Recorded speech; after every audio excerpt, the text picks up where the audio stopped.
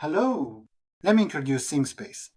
Seamspace is composed of a student version and a teacher version. Teachers can view the dashboard like this. Students can freely write about their own stories. Students can simply click to select their emotions and write about how they feel, just click to choose their emotions. Or students can write based on topics set by the teacher. When students write, the AI analyzes their writing and displays their emotions.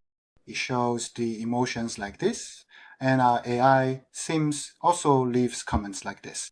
Wouldn't it be fun to have a conversation with Sims? Yes, when you chat with Sims like this, Sims will respond. So when you have concerns, you can easily talk with Sims. The teacher features are the key part. Teachers can view all the writings from their class at once.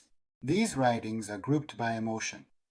So if you select the emotion anxiety from the emotions shown here, you can immediately see that a student named Mary in your class is feeling this emotion.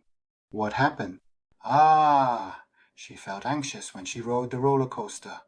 You might think, that's a reasonable emotion. In this way, teachers can quickly check these things. If you look at broader emotions, you can see that several students fall under that emotion. Like this. Also, using a feature called box plot, you can analyze the emotions of the entire class. There are many more diverse features. I'll come back and show you more next time. This has been Seamspace.